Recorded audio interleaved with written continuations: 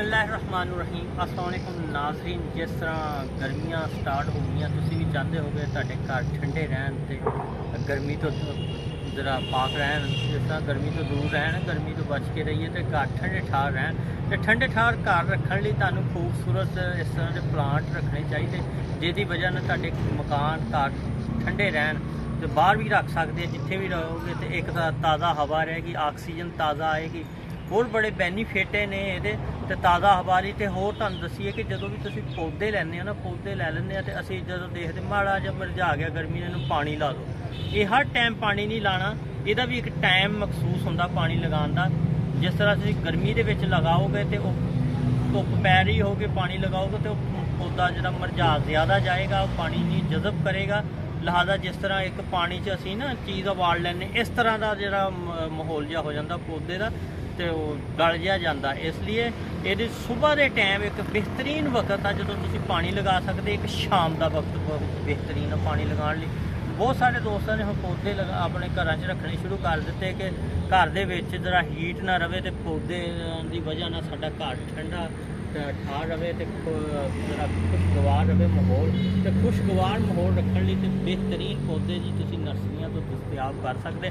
जिस तरह असी भी अज एक नर्सरी ते मौजूद हाँ, पौधे देखण आए हैं, तो असी भी इत्थों कुछ पौधे सिलैक्ट करांगे। सिलैक्ट करके तो फिर उहदे विचों ही असीं अपने घर दे विच कुछ क्यारियां दे विच लगावांगे, कुछ गमलियां दे विच रखांगे। जिहड़े गमलियां च रखण वाले गमलियां च रखांगे। इस तरह मुख्तलिफ किस्म के कोई फुल्लां दे पौधे लगावांगे।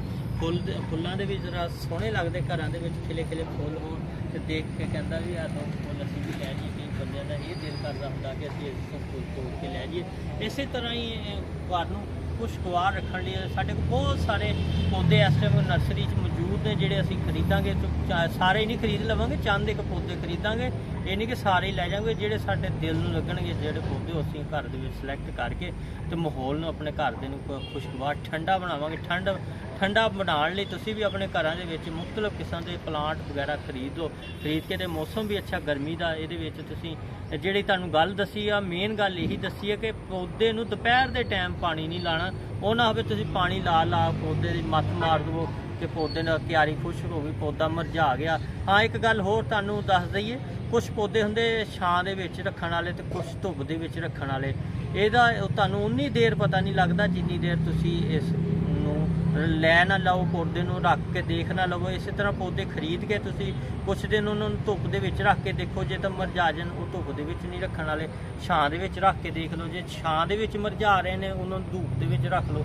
इस तरह एक मराहल है, तुसीं चंद दिन रखोगे तो तुहानूं पता लगेगा, उदां तुहानूं नहीं पता लगेगा, ना निशानदेही कर सकते। क्योंकि पौधे तो बेशुमार आ साडे इत्थे, इन्ने पौधे तो असीं किहड़ी निशानदेही कर सकते। इस तरह तुसीं ये मराहल चों निकलोगे तो तुहानूं पता लग जाएगा किहड़े पौधे।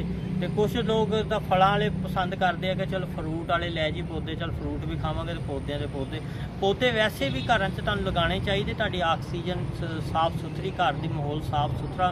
साडे भी अपने मुल्क दे विच भी बहुत ज़्यादा लगाने चाहिए जंगलात, पौधे, दरख्त वगैरह जिस तरह होने चाहिए। साडा उन्ने माहौल खुशगवार होगा, आलूदगी तो पाक होगा। आलूदगी तो पाक रखने लिए सानूं देखो ना, अज असीं नर्सरी च खड़े हैं, बेहतरीन खुशबू आ रही पौधों की। कोई किस किस्म की, कोई किस किस्म की, गुलाबां की भी आ रही, वो भी फुल्लां की आ रही है।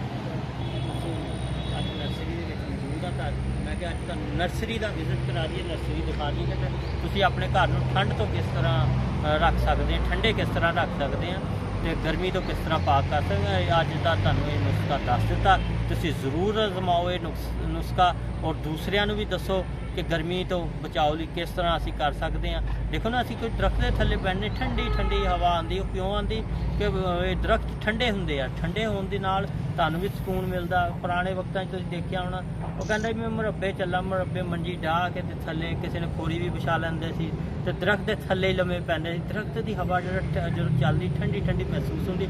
इस दे नाल ही तुहानूं भी गल्लां ते गौर करना चाहिए, गर्मी तो बचना चाहिए। तो हीट ऑफ स्टोक जिहड़ा ज़्यादा साडी आने वाले दिनों होना वा, ये लिए पानी का ज़्यादा तो ज़्यादा इस्तेमाल करो। ये ना हो पौधों को हर टाइम पिलाई जाओ, आप तुसीं जो मर्जी पी सकते, सुबह दोपहर शाम की कोई पाबंदी नहीं। लिहाजा तुसीं पौधे अपने घर लगाओ तो गर्मी तो बचाओ। तो इस दे नाल ही असीं इजाज़त चाहते, फिर इंशाअल्लाह हाज़र होवांगे नए ब्लॉग के नाल। अल्लाह हाफ़िज़, पाकिस्तान जिंदाबाद।